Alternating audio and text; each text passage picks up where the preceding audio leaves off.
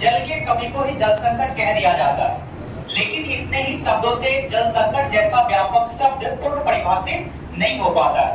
अतः इसके संबंध में स्वीडन के फॉल्कर मार्क का कहना है कि एक व्यक्ति को प्रत्येक दिन 1000 घन मीटर जल की आवश्यकता होती है। इसकी उपलब्धता में कमी को ही जल संकट कहा जाता है। जल संकट का दूसरा नाम क्या बताए थे? जल दुर्लभता। जल दुर्लभता बहुत इंपॉर्टेंट क्वेश्चन है ये।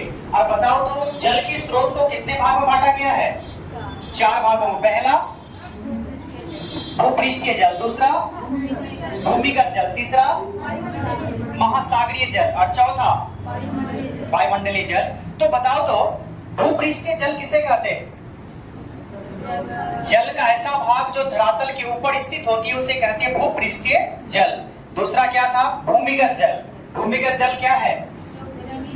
धरती के अंदर या पृथ्वी के अंदर पाए जाने वाले जल को क्या बोलते हैं? भूमिगत जल। तीसरा था वायुमंडलीय जल। आपके वायुमंडल में पाए जाने वाले जल के अणु को वायुमंडलीय जल कहते हैं और सागर महासागर में पाए जाने वाले जल को महासागरीय जल कहते हैं। यहाँ तक बात कंप्लीट है।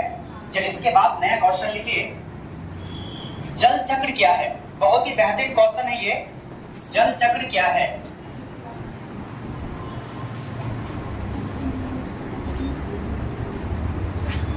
जल चक्र क्या है?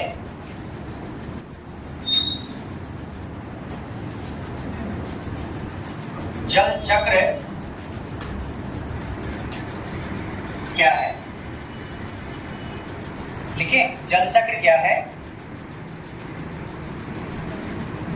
देखिए बताया गया है, देखिए होंगे कि जब अधिक से अधिक तापमान या गर्मी होता है ना, उस समय देखिएगा कि नदी का, तालाब का, सागर, झील या बड़े बड़े पेड़ पौधे या धरातल का भी जल वाष्प के रूप में वायुमंडल में चला जाता है। अधिक से अधिक तापमान के कारण धरातल में जो जल पाए जाते हैं वो जल वाष्प के रूप में वायुमंडल में क्या हो जाता है? चला जाता है। और वहां पर तापमान की कमी के कारण फिर वही जल वर्षा के रूप में धरातल पर आ जाती है। देखिए धरातल से ही जल गया और वही जल फिर धरातल पर वापस आया, तो एक चक्र बना कि नहीं? इसी चक्र का नाम है क्या? जल चक्र। तापमान की अधिकता के कारण धरातलीय जल वाष्प के रूप में वायुमंडल में चला जाता है और वहां पर तापमान की कमी के कारण वर्षा के रूप में धरातल पर आ जाती है। जल की ऐसी क्रिया जल चक्र कहलाती है। बात पक्की है? लिखिए, जब धरातलीय जल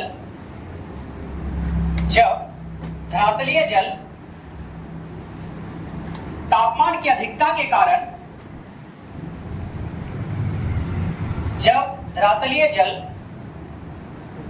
तापमान की अधिकता के कारण जब धरातलीय जल तापमान की अधिकता के कारण वाष्प के रूप में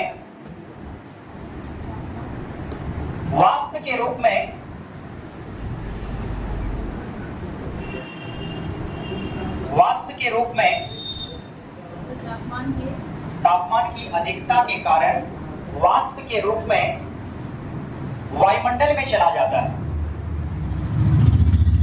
वायुमंडल में चला जाता है और वहां तापमान की कमी के कारण